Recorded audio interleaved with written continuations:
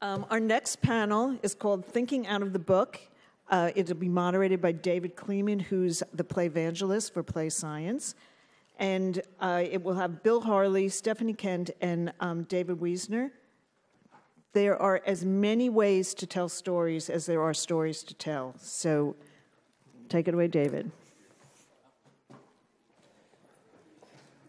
Well, welcome back. Hope you've all had a good break. This is a topic that's intrigued me for a long time, and I'm really thrilled to be able to have this, because if you stop and think about it, what would happen if there were no stories? I could just end there. I mean, there would be nothing if there were no stories. But as we look at how, stories have been there from the very beginning, from around the fire, from the agora in Greece. Every civilization had its place to tell stories, its way to tell stories, and in the last few years we've had this remarkable change in how stories get told. Kids are surrounded by stories every minute of the day. They're surrounded by them in books, in e-books, on screens, through television, through apps, through games. They're immersed in stories. What is it that makes stories so essential to our lives? What is it that makes stories so essential to kids' growth and learning? And we've got just a wonderful panel to explore some of those factors today and some of those changes. I'm going to introduce them just very briefly. You've got their bios in the program, and we have a very short time, so there's no need to go through their bios. But I want to start with Stephanie Kent, who has done something just remarkable. This is the popcorn of stories that I went in to look at called Me Ishmael, where people phone into an answering machine and tell of their relationship with a book. And once you start one, it's very hard to stop, because people's personal connections, how stories have affected their lives, how books have affected them, are just amazing. Steph, you brought a video to introduce us to it. Do you want to just tell us a little and then show the video? Yeah, I mean, I think you summed it up really well. Call Me Ishmael is a new literary site that actually is a book discovery engine. But instead of looking at a rating of a book or a summary of a book, you actually look at somebody's personal experience with it. So I'll let the video sort of speak for itself. This is one example of the kind of calls and stories we're collecting.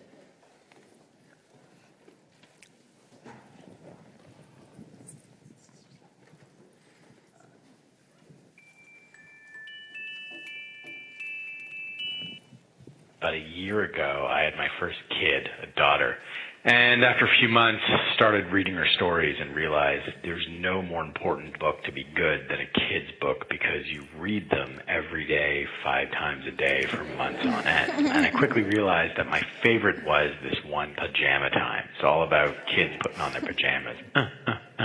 Everybody's wearing them for dancing tonight. And it just got in my head. I'd be driving and singing Pajama Time, walking down the street and thinking about Pajama Time. And I would come home, my daughter would point to the bookshelf, and I would say, Pajama Time? My wife's like, enough with the Pajama Time. No, Pajama Time. Every night, all through the day, Pajama Time. Until all of us, even the kid, just had to take a break. She would swat it out of my hands. I still have a soft spot for it. I try to read it to her every Saturday night. That's the thing with kids' books. The best ones will at least hold your attention for a month or two. So, Pajama Time. It's always. Monster at the end of the book. That was ours. All right, now you have to promise me that you will not go and consume more popcorn while the panel is going. After the Sandbox Summit, go and consume many, many more Call Me Ishmael videos. David Wiesner, my kids grew up with his books, and they are just exceptional. You could spend hours exploring the drawings in them. They're very visually based. And recently, he's released Spot. It's somewhere between an ebook and an app and just an experience. It's like the Great Glass Elevator in Charlie and the Chocolate Factory, in that it can take you in all directions. You can explore worlds through Spot that are just you zoom in, you zoom out, you explore at your own speed, at your own pace. Just fantastic.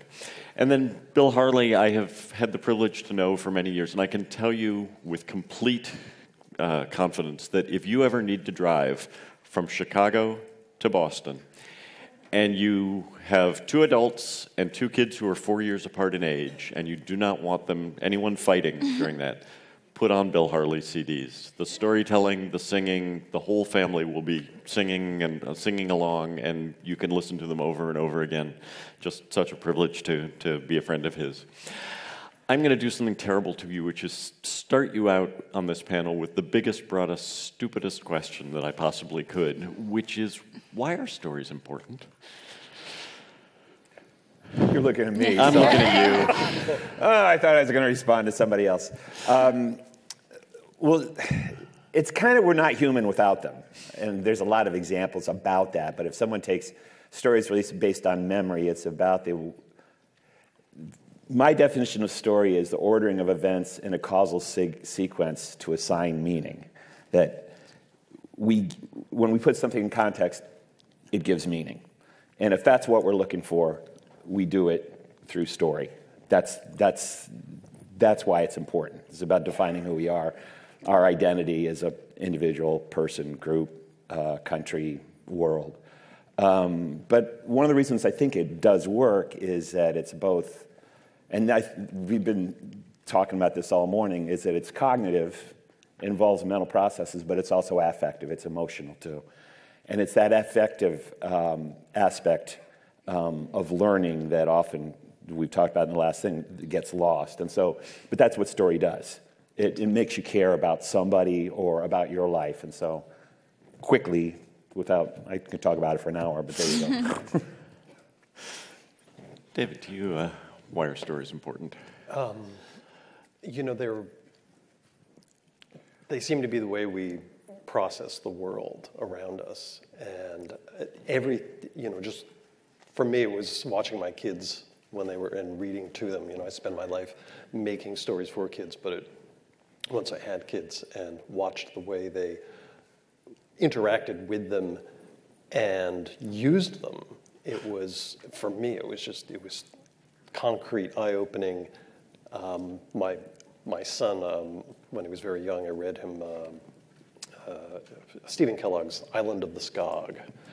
I don't know if you know it. It's a pretty well-known book, and there's this sort of monstrous character, the Skog. And I started reading it, and I don't know if we got more than a quarter of the way into it, because there was these little characters who were afraid of the Skog, and he just went, forget it. Shut me down, didn't want to hear about this, was terrified. I hadn't even read about it yet. This character of the Skog, and I was like, oh my God, what did I do to my kid? I've traumatized him already. So I was like, hid the book. And then the next day, the day after, we're playing, we're sitting in his room, and he's got, the animals and this and that. And all of a sudden, he's talking about it, and he goes, oh, and the Skog is over here. And I was like, what's that? He didn't even know what it was. We hadn't even read it. But it was there in his mind, and it began to work into, repeatedly, the way he played.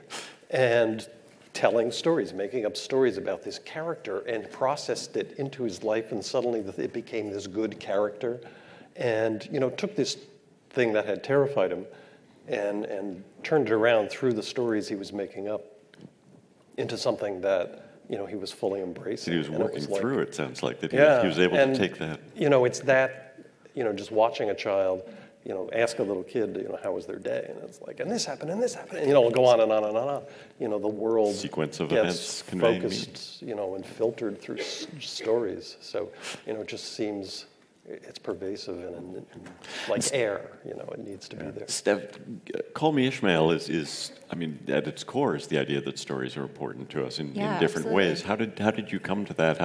Was there a moment where it sort of came to you fully formed? This is a way to show the importance. No, it sort of evolved actually. And I don't know how many people caught the name of the project, Call Me Ishmael. Anybody know what book that's from? Oh yeah. No one? I heard lots of muttering. Okay, Moby Dick. So it's the first sentence of Moby Dick, and initially it started out as an idea about a blog of famous first sentences. And then actually Logan, who works on the project with me, who's monitoring the last session, had this idea that what if Ishmael had a cell phone? So we sort of reimagined it to be Call Me, Ishmael. And if you go on the site, there's sort of a lot of Moby Dick lore hidden around. Yeah, but I mean, in terms of the importance of stories, it's interesting, both of you are very successful storytellers, and I kind of think of myself as more of a story collector because I can't take credit for any of the amazing content really on the site. There are these real stories from people who have these really intense connections with literature and with stories, so it's this very kind of meta way to explore the importance of stories. That's wonderful. And I think what we're all curious about, is how storytelling is changing. I think we all have this feeling that things are changing, whether it's changes in childhood, whether it's changes in technology. Are there certain things that are never going to change about storytelling from the earliest days all the way through now? Are there things that are immutable?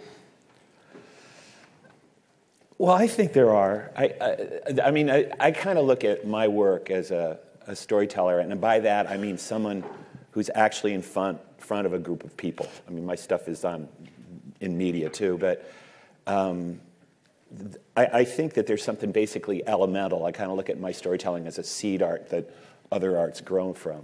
And, the question of what happens to somebody. And, we say, when I work with kids, I say the story is about trouble.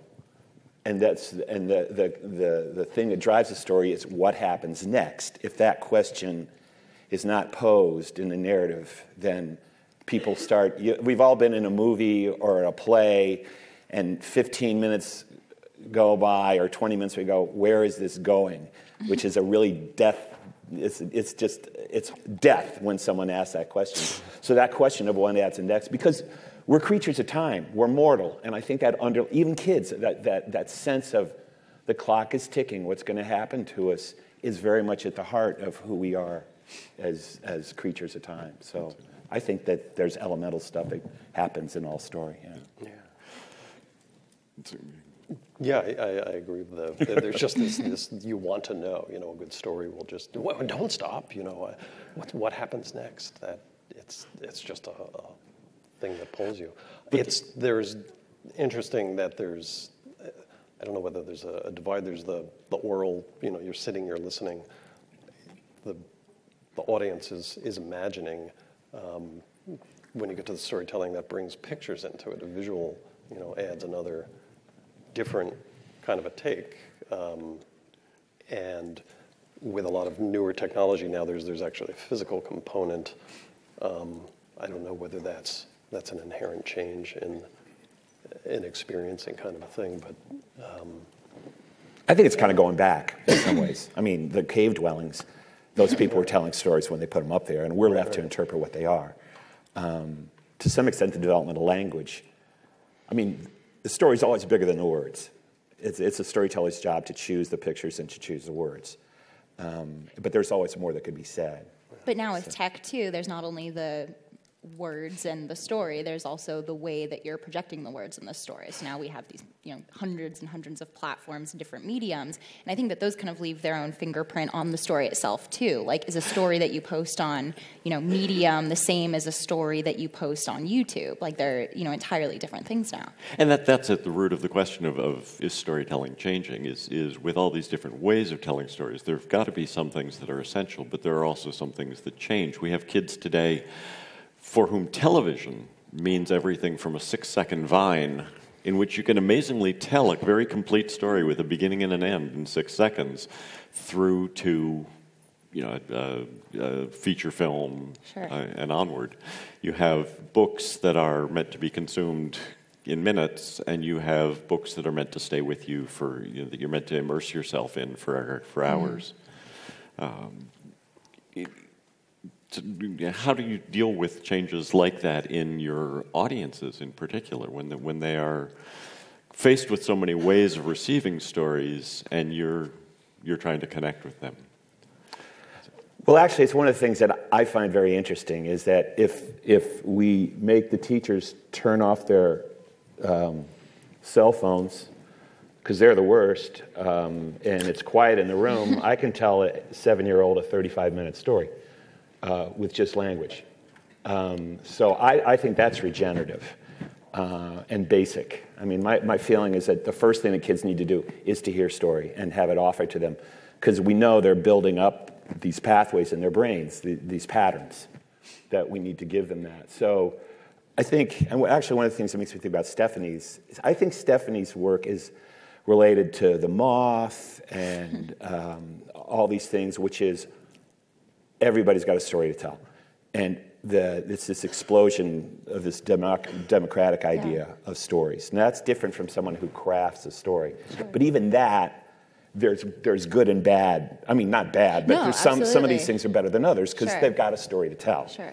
So no, I mean, and I'm responsible for curating, listening to all of the calls that come in. I mean, that's one of my favorite ones, but there are also ones that are, 10 minutes long and terrible to get there. So there's challenges, I think, with democratization. Do you put them up as is, or do you? Yeah, so we have a part of our site that's called galley calls, which is every single thing that comes in unedited. Like what you saw is very close to what he called in. We cut out a couple pauses. There was one part where he got nervous and kind of stumbled over his words, so we clean it up a little bit, but we also post them totally unadulterated. So what makes a good one, though? You do please, no, that's... We'll take over here. I told them before the panel, my favorite panels are the ones where I could go out for coffee and no one would notice. So this is exactly what's supposed to happen. Yeah, I mean, to me, the ones that are really interesting, good is so subjective, but the good ones are, really unformulaic. Like the most boring ones that I pull my hair out listening to every day are the ones that are like, "Hi, Ishmael, I read a book called blank, and I love it. Here's what it's about." And to me, like, you could read that on Goodreads in half the time that it takes them to say it. And it's not that that's not really meaningful, and obviously it's, like, amazing and beautiful that they call in, and hearing their voice is a really incredible experience. But in terms of the thing that is a really unique story that nobody else has heard before, is somebody talking about their exact moment with a book. How did they get it? Did they find it in a bookstore? Why did they pick that book up? Did somebody give it to them as a gift? Where were they when they read it? Did they start crying out in public when they were reading it? I mean, those kinds of things, you can't even make that up. It's, like, so beautiful to me. How many calls do you get? It varies. Our best day, are you familiar with The Fault in Our Stars by John Green? He shared this really beautiful call that we got about a young girl who actually has cancer, the type of cancer that's in the book, and that thing just exploded. I think we got like 500 calls in an hour, and half of them were these like teenage girls, and they all went the same way. I really want to make a loop of them, but all these girls called and they were like, "Hi, I'm calling about my favorite book, which is The Fault in the Stars by John Green, and I love him so much." Like, they were all these just like gushing, like it was like Beatlemania of John Green. So it varies. Some days we only get a couple. But and how do people find their? First of all, you may have said you're a story curator, but you're also clearly a storyteller. But, how do people find their way to you? That's a good question. I mean, I think we've had a couple authors who respond when we'll kind of always send a piece to them if somebody calls about one of their books. So if they share it, that tends to get us a couple of calls about their work. But yeah, it's sort of hidden on the internet right now. We've had a couple of good press pieces, but a little, I don't know, it's hiding in certain corners of the internet right now, I would say. Coming back to the question of how storytelling is changed and changing, have you had to change how you construct stories for a changing audience? Do you find that kids want the same things that they did before? I think for both of you, you've made changes in the technologies you use at some level. You still stand up in front of audiences, but also do go ahead. Sound and video, and you've gone into apps. I don't, test drive what I'm doing. There seems to be still a response to the work I'm doing, but I mean, ultimately, it's, I'm always thinking of me when I was a kid. If I'm making something that makes me, if I come up with something and I go, "Oh, cool," that's my, litmus test, and I'm hoping that, there's an audience out there for it. The shift into the digital world for me, was powered by seeing it as a solution to a story that I was, for 25 years, I've been sort of investigating and trying to figure out what to do with. And suddenly it was, okay, here's a format within which I can solve this problem. And it worked perfectly. And so that was exciting in that there was a new way to present it. There's still, at its core, it's doing the same things that I'm trying to do in the book, up to a certain extent. Can you talk about that moment of discovering that it solved a problem for you? Did someone bring you the technology and say, I mean, I guess you were saying last night that you had done a couple straight translation ebooks that were... Right, we had taken my picture books. They're available in e-format. But for me, really, the moment... I hope I could get a plug out of this or something from them, but it happened in an Apple store. When I first saw an iPad, and it was like, oh, this is really neat. And the person working there, I think, was the one who was saying it can do this or this or this. And oh, if you want to read that better, you can make the text bigger. And they pinched and made the picture a little bigger. And I went, oh. And it was like, dun, dun, dun. Because this idea that I've been playing with, if you're familiar with Ames's powers of 10, the ability to zoom in and out to the greater and smaller levels. Suddenly it was, in my mind, I looked at it and I said, this thing doesn't just go horizontally, it'll go vertically too. And that pinch and zoom could go deeper and deeper. And that's exactly what I've been trying to do in book form. And it would work, and it has worked. Other people have done it in book form, but for me, the story I was playing with hadn't quite come together, but I suddenly thought this would be, an amazing way to explore that. It's not a passive thing where you sit back and watch it. You actually have to physically move through it. You can control the speed, so it's really... you could fly through this thing, or you could go really slow and look at everything, or do both. So it's active, an active sort of exploration. Which is in many ways how it's interesting. There are different kinds of stories. There are stories you listen to in real time. When you stand up in front of a classroom, when you, the story has a length and an arc. People consume books in different ways. Some people race through a book. Some people race through and then go back and read it again. Some people take their time through it. When you're designing for something like Spot, are you thinking? Clearly, you're thinking about that it's a flexible thing that you can consume it in any number of ways. Yeah, that was to me what was really interesting about it. There's no gates, there's no games. You don't have to solve anything to get from one world to the other. That was the thing I always hated about Myst. I wanted to go see all those worlds. I mean, they were beautiful. I did not want to spend all my time solving these ridiculous puzzles. They were. Maybe I'm not the only one. These big, dead, empty worlds. That was the other thing. Was there was no story. I think if you got to the end, there was like a little. No, this is what happened. But within the worlds themselves, there was no one lived there. They were empty. They looked beautiful and sounded cool. But I just said, what's happening here? I want to go in there and see what, So in my mind, this was, let's make worlds, let's fill them with characters, let's actually have story elements in it.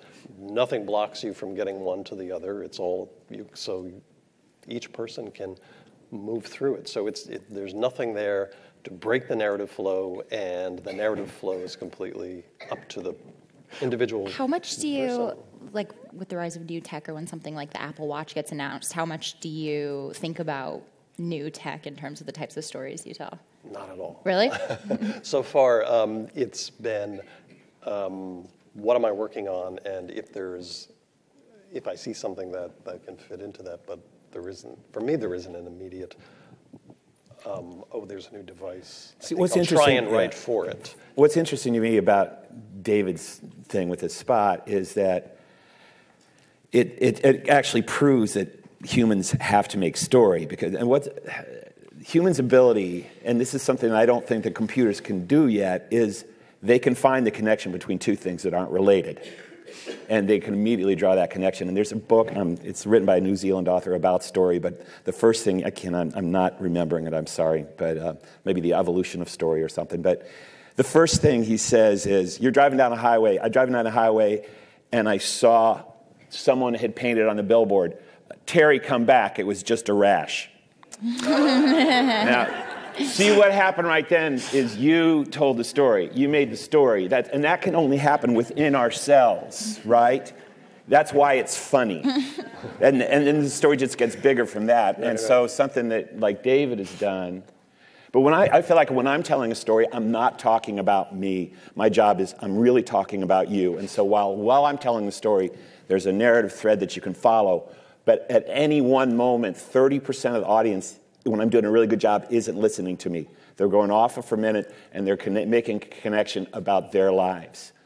And so this gets back to the universal, this is a basic elemental thing. Like, I'm interested in what is a story, why would a story last for 1,000 years? Yeah. You know, what is it? Because there's a reason. And those are the stories, regardless of the platform, that we should be telling. You know, the platform, I'm one kind of technology, you know, basically. Yep. Story is a technology. I'm one kind of technology. But what's the story that lasts, that is central? And I don't think that changes. And when you set out to create a story, when a story comes to you and you start to build it, are you building it with a way of telling it in mind, or are you building it, you'll get the story and it will reveal itself to you as to how it's best? I don't know. I mean, I usually have an idea. I'm looking for a moment.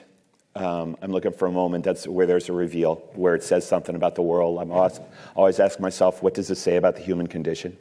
And then I'm looking for a sense of repetition, that art is based on pattern, and that I know that there has to be some kind of repetition coming back and time again. And in that final reveal, the pattern changes. You know, I understand those things. And then there's context, which is how is this going to appeal to the audience that I'm talking to? How does this relate to their experience? So those things all go into it. And has the experience of doing Spot changed that pattern for you? Do you think about composing something new in a new way now that you see that there are multiple paths that your stories can take? I don't know yet. It was my first foray into something out of the way I've been doing it for 30 years, and it certainly suggests. I mean, I'm beginning to see other. I can do something that was a much more defined story just as easily as the nonlinear, more open path that I took. So I'm thinking about it. And one other question, then I want to come to the audience. You raised something really important, which is interruptions. You talk about some of the audience is off putting their own meaning to the story, but we also now, through technology, have a lot of ebooks that have interruptions built in, that have distracting little games, activities, things. Are kids starting to expect that, do you think? Are they, I mean, you said you can still, if the teacher puts the phone away, you can still tell a 40-minute story, but are people looking for that, but how do I make it jump up and do handsprings? I don't know. I think if the story is compelling, it wipes that away. I don't do as many presentations, obviously, as Bill does, but when I'm in front of a group of little kids, and they get kind of antsy and stuff, and this and that, you start to tell the story. The entire room goes quiet. And we talked about this earlier last night. Is that I'm kind of looking at this spectrum of work here, and I think it's a great challenge for people who are working in digital media and like what Facebook wants us to do is be reactive, and there's a lot of gaming that's just reactive. But I'm interested in what's reflective. And then I think what David says is I think there's even another step, which is what involves reverie. That where do you get in that space where something more is possible? And I think all people who are creators, they need to have that sense of reverie.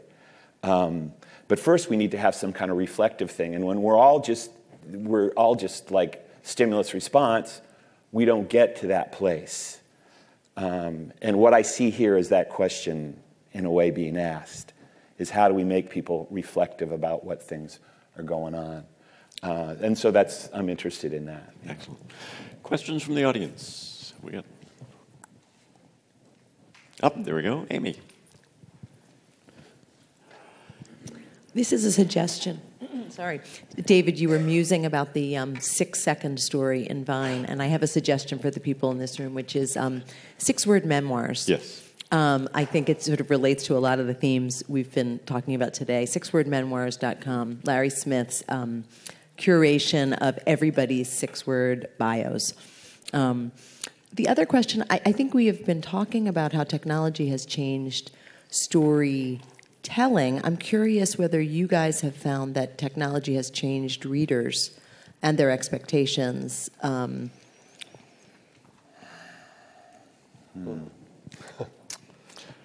Reading is such a private experience, it would be hard for me to comment. I mean, I haven't sold 10 million books, so maybe I'm not succeeding. I mean, if that's the measure of success. And we're very much at the mercy of the publishing world and what their perceptions are, too, in terms of what we get published. There was a period, I was trying to write a lot of picture books, and they were all being rejected because the major publisher I was with said, we can't have anything over 900 words in a picture book. Barnes & Noble won't take it. And, you know, that kind of kills bedtime for Francis, which is the book I hated reading. This is way too long. So I don't know. Sometimes I think maybe the gatekeepers are the problem. I don't know. Other questions? Up here, down. Oh, okay. So I've noticed recently, especially with the advent of websites like Twitch, that the majority of the stories being told amongst the, let's say, 5 to 14-year-olds are these capsulized, combat-driven, or even Minecraft, where the kids are literally watching these stories unfold in real time. And this is millions of hours, you know, right behind Facebook, the most popular site. So how do you think the advent of things like YouTube, which is really just individuals telling their stories, and Twitch, where the kids are getting these stories on a continuous basis in real time, how do you see that impacting on stories that provide more depth and breadth and substance moving forward? Because this next generation is getting everything as a candy bar. I think Bill kind of touched on it with the democratization of storytelling. I don't think it's necessarily that those let people go any deeper than they've always been able to go with storytelling, but it definitely gives everybody a voice, which I think is really important. And granted, the quality of those stories is going to be varied, but it's nice that there's something for everybody, and that if you're not really a filmmaker, YouTube doesn't do it for you. You can publish something on Medium, you can do long-form blogging, anybody can publish an ebook. So I think it's just more the availability of tools than it is the depth of content. Do you think it's positive or negative?